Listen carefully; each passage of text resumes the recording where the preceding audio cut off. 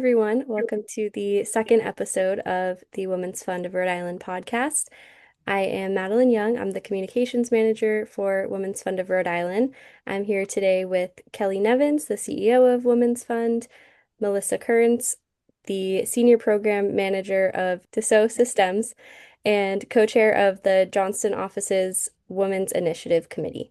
And I'm also with Kathryn Rattigan, who is a lawyer advising organizations on AI and IT topics, as well as the co-chair of Robinson and Cole's Women's Committee.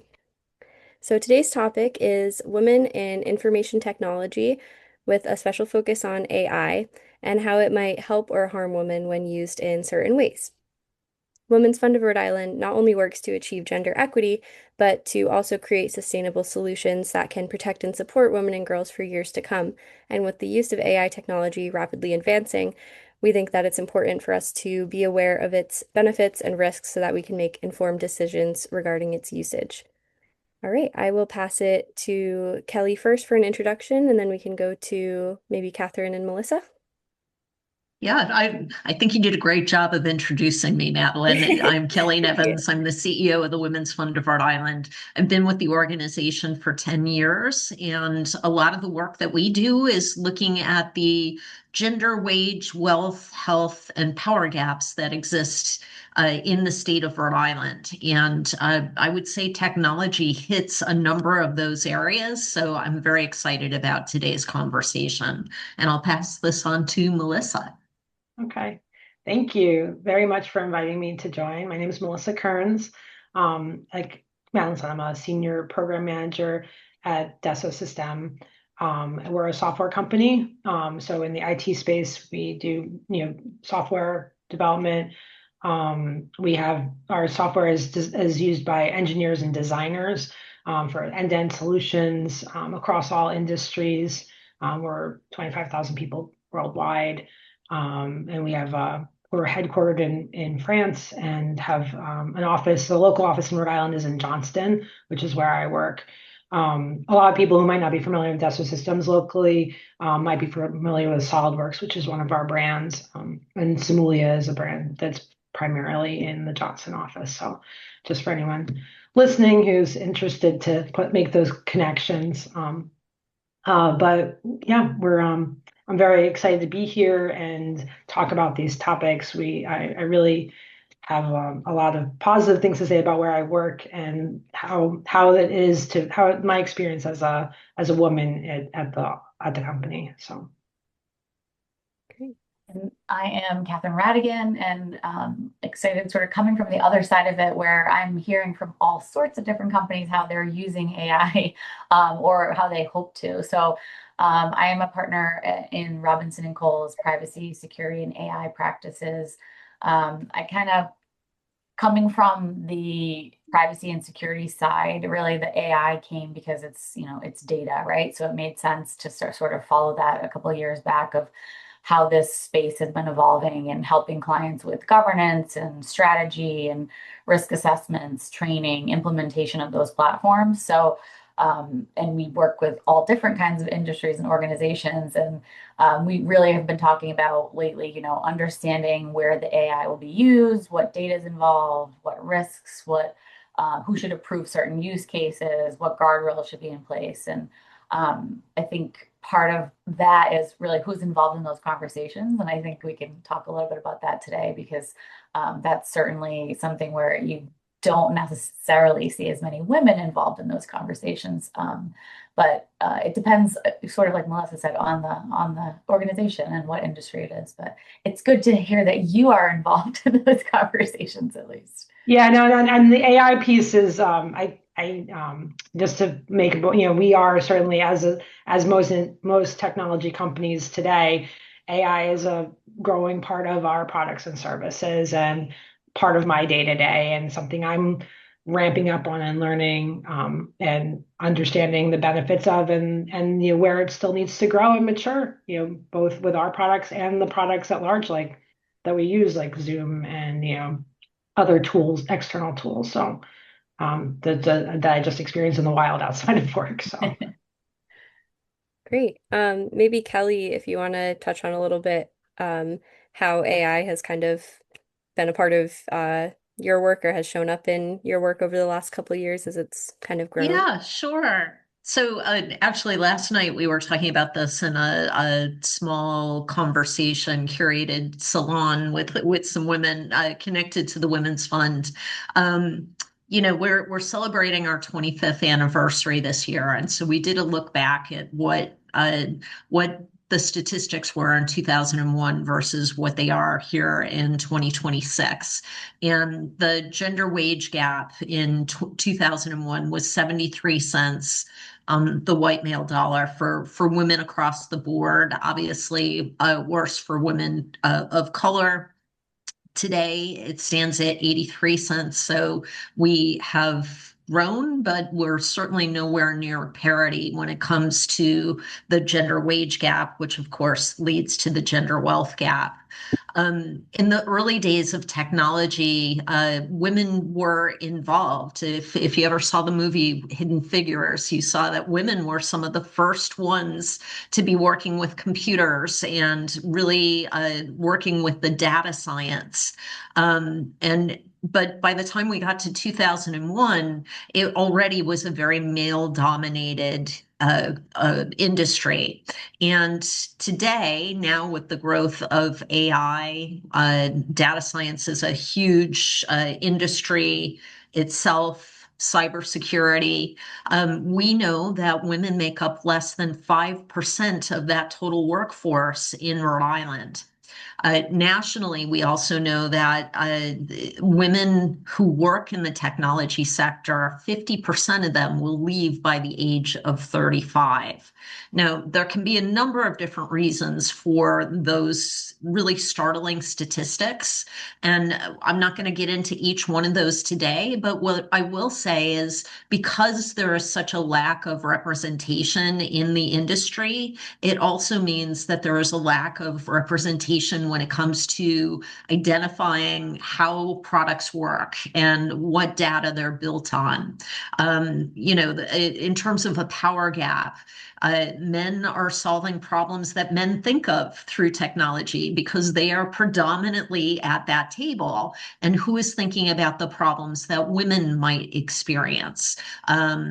We need women who can think about how technology is being used as a weapon against them. So when we think about those products like Nudify or grokking or doxing, predominantly they're being used against women who have less power and less access to tools that can help protect them from those things. And then just talking about access as a whole, yes, we've got this huge technology revolution, but there is not necessarily free Wi-Fi all over the place. And there is not necessarily free access to AI tools that don't have huge biases built into them.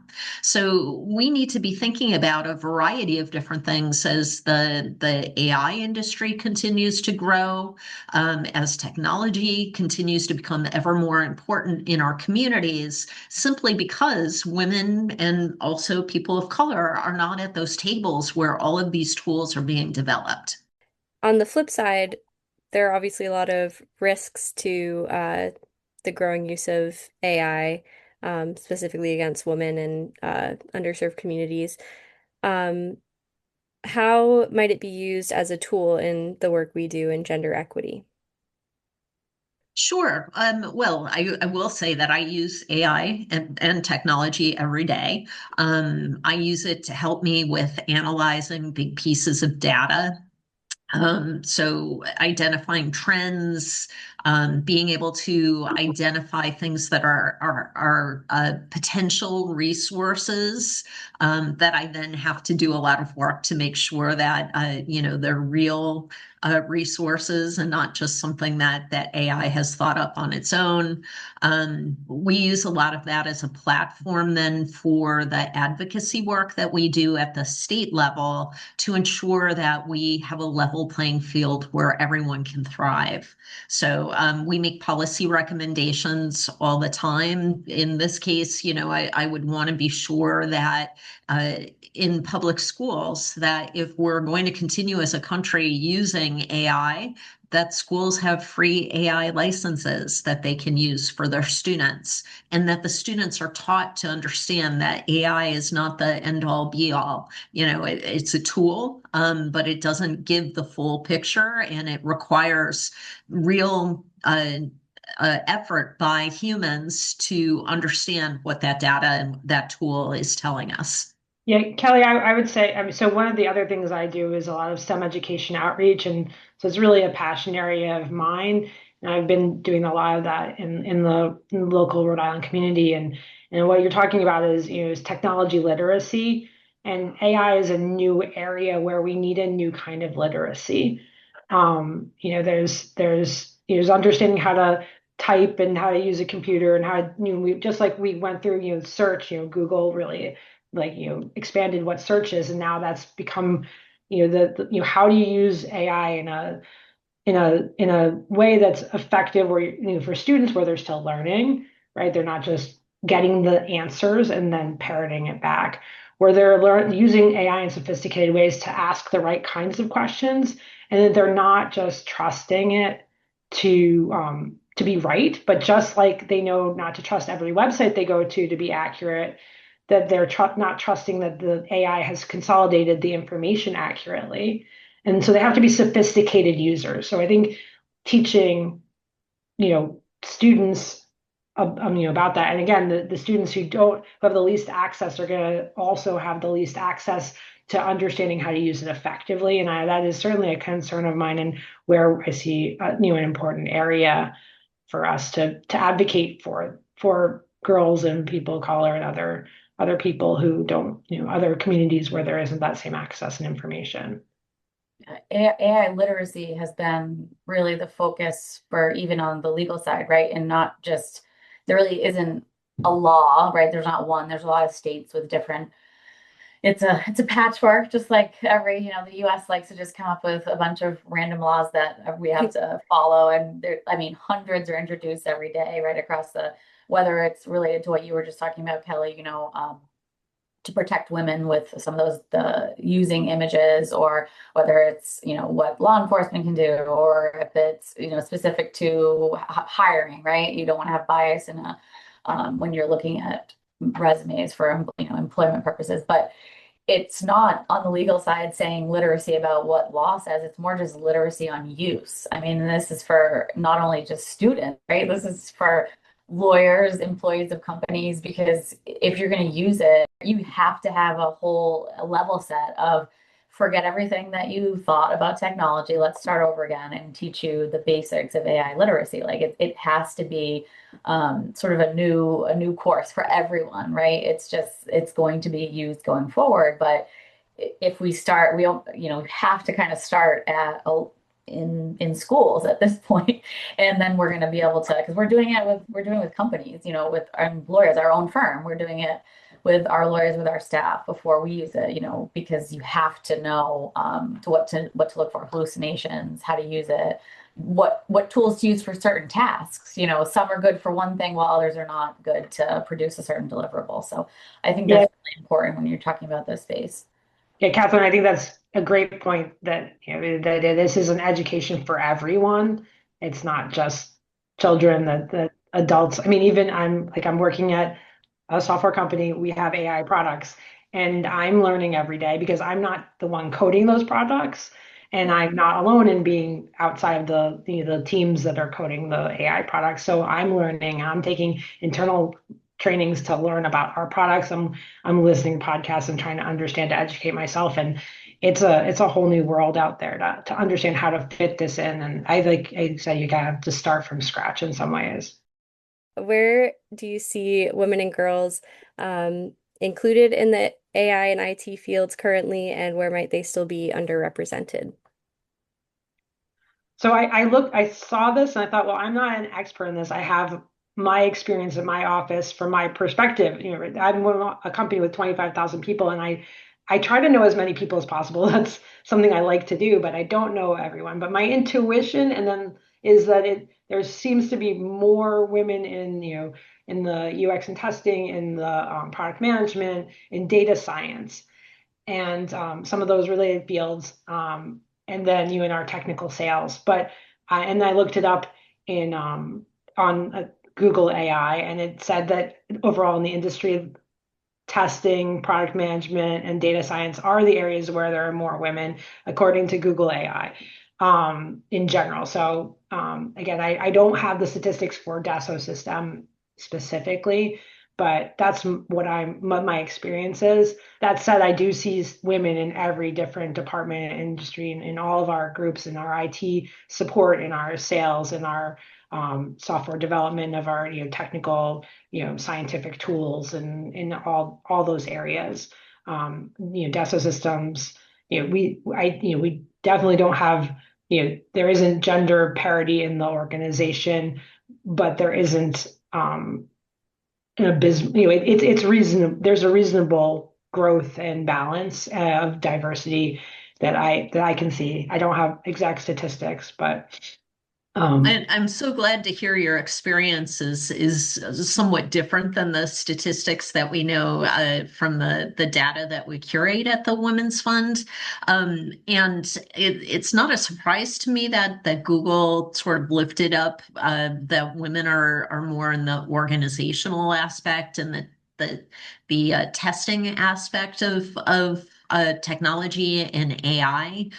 I sort of wonder, in terms of the coding and the entrepreneurial sort of, like, oh, I think we need to create a thing, make a thing that if at the beginning and the actual sort of like building of things tend to be more male dominated, perhaps because they are this is a broad generalization, perhaps because they have more time to sort of dive deep, like I think of the bro culture in tech, and they're working late into the nights, and they're drinking lots of caffeinated stuff, whereas women tend to, again, broadly, tend to have to go home to take care for family members. They're not able to put in those long slogs into the wee hours just to push to get a thing done for the next level. That's sort of my suspicion. I'm just not surprised to see the data from what you've lifted up, Melissa. And yeah. I think I stepped on Kathryn's No, note. you're kind of saying exactly. I was gonna say women are obviously users of AI, right? Like everybody's users of AI, but that isn't, I think the part, what you're talking about, it needs to be that women are also part of the shaping and governing and leading AI development, right? Because of exactly what I think you said earlier, if it's only men coming up with how to develop it or the problem or the issue, then you don't have the diversity of the AI tool or the platform, right? So I see more women sort of similar to what Melissa said, in the side of there's in the data science and compliance and privacy policy stuff. They might have a role in selecting what's purchased or how it's implemented, but it's less on the leadership side of it, or how it's governed, how it's monitored on the board, right? Or how it's the governance committee, the leadership side of it. I just had it was funny because there's something called the U.S. Law Firm Group, and we have a women's subcommittee part of it, and it's all chairs of women's committees for law firms across the country. And I had them all in a room, and I happen to be very involved in my firm's AI use and sort of the strategy, and it's great, right? And so I love it, and it's beneficial to me, the firm, and I do sort of have a say in that. So that's great. And that's great that Robinson and Cole sort of lets me do that. But I had 19 other women in the room, and they didn't even know what platform that their firm used. They said, I don't know, we have one. I have no idea. And I sort of looked at them and I said, okay, your homework, go back, find out what it is, tell your firm that you want to be trained on it, then find out if you have a committee on it, like go get involved. I said, because if you don't, and these are partners, they're chairs of committees, and I said, you're just going to be left behind. You're not going to be part of that conversation. And the way that, and this is just law firms, but this is every industry. I said, the way we're going, you're not going to be, this is leadership, like this is how strategy is going to be developed. You're not going to be part of that conversation. And they kind of thought about that, in a different way. They weren't thinking of it how they need to be. It's a governance. It's not just another tool, like, oh, we bought this software. I said, you need to think of it as a higher level and get involved in that conversation because you can actually make a difference in what happens going forward. So I think it's the decision making piece that I've been kind of encouraging women to be part of. And when I hear someone, even at my own firm, like, oh, we're not gonna, oh, I haven't tried it. And like, go try it, get training on it, understand it. Because if it's men that are sort of developing the strategy and developing the tool, they're just going to be left behind. And we're kind of back, your statistics are going to get worse, Kelly. You're going to give us worse numbers next year. I don't want to see that happen. So. I'm finding it really interesting to hear what you're saying. I mean, again, I work for a large company, so when you talk about bro culture, some of that I think it was these startups, the smaller companies where we have as a large company like Dassault Systemes, we have pretty good work-life balance and we're not in that like I don't see that quite that difference. I did want to mention that since the pandemic, I've seen a lot of, we've had a lot of new hires, so the younger folks coming in, and it's a lot of women coming in. I'm not sure which, again, I see them, I don't know all of them. I don't know which departments they're in, but it seems like there's a lot of younger hires that are female. So I'm feeling pretty good about that. I'm a positive person. But I do think that for everyone, we need to be educated and not turn a blind eye, put our head in the sand about it, right? And want that curiosity to learn about tech. People have different um, comfort levels with exploring new tech versus being comfortable with the change is hard. I mean, I'm a project manager, so I know that change is something that change management is a big challenge for lots of people. And I do want to say in terms of the things being at the beginning versus the end, I do see a lot of people, when you're talking about project management and product management, that is in the early side of the software development. I'd like to think that if there are women in that realm regardless of the company, that they are also involved in they have the opportunity to be part of that decision making, even if they're not the predominant ones in the software development, to coding the specifications, that they are part of that decision making. Again, Kathryn, you have the experiences you have, and I'm not at every company. And you have a survey of multiple companies, in your work. So yeah, which is just, it's more, that's why it's the, not just can we use the AI, but it's like, should we use it in this way with this particular data for this particular decision? Like you should have as many voices and different backgrounds involved in those conversations as possible. That's just like with sort of any question like that, right? So when you're using AI that has all sorts of access to all sorts of data, then you just want as many different viewpoints, sort of. And I think that's the piece that we need to in all organizations. Like I said, it's all different industries, not just legal, but bringing more, not just women, but just different backgrounds into the conversation. So 100%. I think that's one of the cautions I have when I look at, AI results that come back, let's say from Google, is where are the biases there? And I think that's what we're speaking of a little bit, right? So wanting to have all those people in the room and wanting to have those different voices and input, I like I said, one of the things I really like is meeting new people. So there's nothing that replaces, as much as I am very happy in my technology career, there's nothing that replaces those opportunities to meet different people and hear their stories and hear their perspectives and including how technology impacts them and what they need out of technology.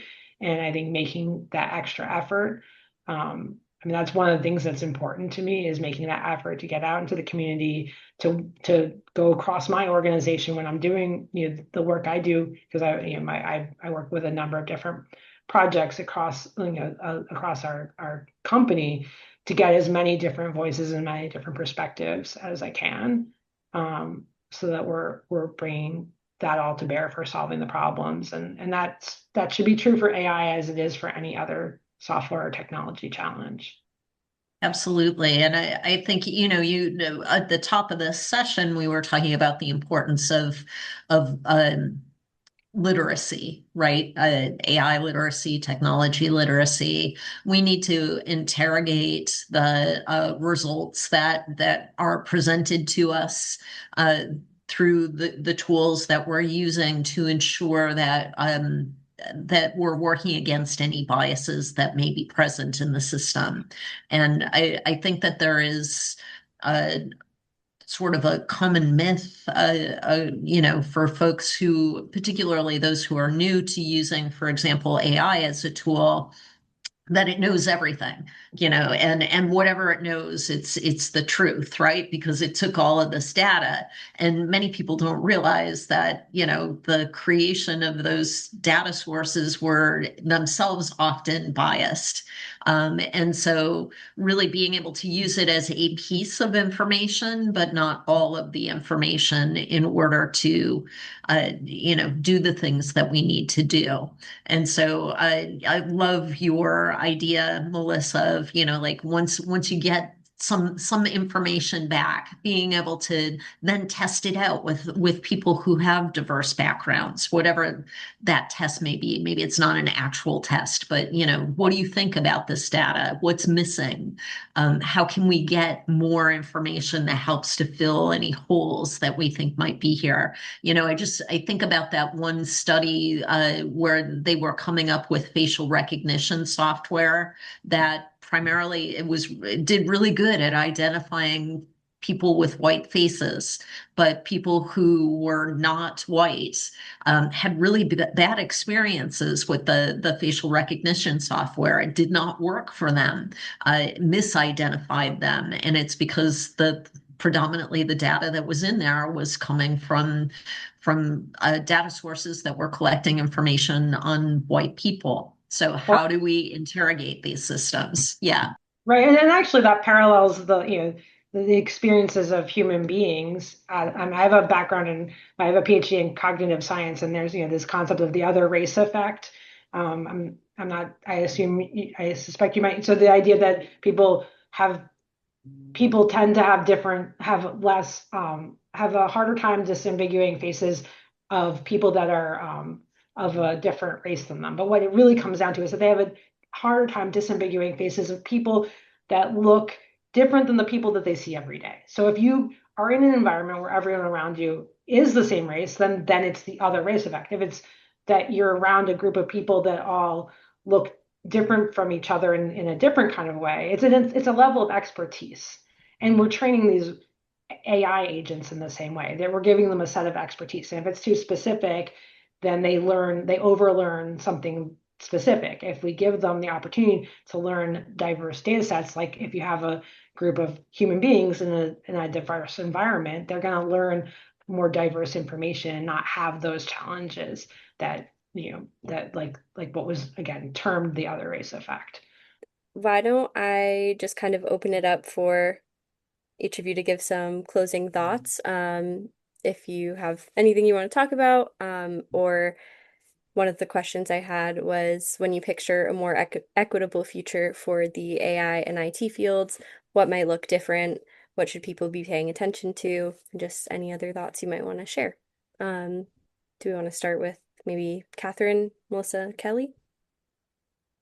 So I have a daughter she's 6 right now, but it's interesting to sort of see where her interests lie, and I have a son too who's older, he's 8. And so again, like the sort of he's the math and science and STEM brain right now, and she's doing more creative arts and crafts stuff, right? Which is probably the age. But as I think she gets older, she'll see what I'm doing. And I think Kelly I've been practicing in the privacy, cybersecurity, and now AI area for over maybe 12, 13 years. And so when I first started and I'd go to conferences about this, there was like 5 women there, right? And then it's slowly grown. It's still predominantly men, right? But, and I will probably tell her more about what I do and hopefully like spark a little interest in that, because I think what I sort of hope that will happen is, girls and women will sort of see themselves belonging more in the technology space from an earlier age. And this has been, I mean, I remember when I was in elementary school that was still being pushed, and then it just like kind of fades away. But I think that, and what the Women's Fund does, I know, and what a lot of programs do is giving more access to training, having conversations like this, role models, mentorship. I know the partner that I work with now and that I did right out of law school, like she was a great mentor. She did this, had this practice, and leadership opportunities. But I think just more representation in the leadership governance, like on boards, making the technology decisions, like all of that will hopefully kind of increase the involvement for women and girls. And so in the future, we see more, maybe not 50-50, but just more women in that space, because it's just, I still, like I said, it's been over 10 years and it's still, there's not that many women when I go to these things that are technology or security and AI focused. And so I just hope for more as I keep pushing more women to get involved in this space. So that's my sort of my message to anyone who's listening to go, read a book about AI. If you don't know, like instead of just being a user, which I think I said earlier, learn a little bit about it. You don't have to know how to code, just understand some basic stuff, AI literacy. Yeah. So Um, that's a great message, Kathryn. And I've been smiling like because I really I said I mentioned the co-chair of the Women's Initiative, Women's Committee at work, just similar to what you're doing, Kathryn. But I've also been very involved in the STEM education, and we do a combination. We have a active relationship with Sophia Academy. It's one of the STEM groups that we do a lot of outreach with, and which is a middle school for girls in Providence. And I really agree with you that those being able to see yourself in the future, see yourself in the people, like is how we inspire that direction and how grow that diversity in the pipeline for technology and I think the other thing is not being afraid to fail. I think this is one of those things, Kelly, you've probably seen the statistics that we talked about, like resume equity and, where the job search, that women more often than men will, if they don't think they can do everything on that job description, they don't apply for it. Girls in school, if they're getting a bad grade in the class, are more likely to drop the class than the boys who might be getting the same grade or worse. And just encouraging everyone to just try. And I really like what you said, Kathryn, like not just be a user, but try. And it doesn't mean that you have to be perfect at it. It doesn't mean that you might not fail. And you're not going to be the Olympic star at AI, but learning is the best, and being curious is a quality that everyone should be encouraged and supported to have, and have the opportunity to have, and have the educational opportunities to be curious and not just be a passive learner and passive experience. And I say yes, check all of those things to both what Kathryn and Melissa were saying, and also trying to think about, again, the systems that may be keeping women and people who are other than the majority out of what is really becoming like the way of the world, right? So, I just back to that very first statistic that I shared in terms of over half of women who work in the technology sector leave by the age of 35. Why is that? If it's family care issues, because the tech industry just demands so much time by people working within the industry, what can we do to address that? If it's the toxic nature of being the only person or one of the only people of a particular group who works in a other majority type of workplace, what can we do to help people feel more included and welcome because they're not part of the majority. So I think about those sort of broader system things and thinking about if we change that so that people can work in these industries and thrive and stay, that would be the ideal going forward. Awesome. Well, thank you all so much. This was a really great conversation. And yeah, so thank you so much to Kathryn, Melissa, and Kelly for joining, and thank you to everybody for listening.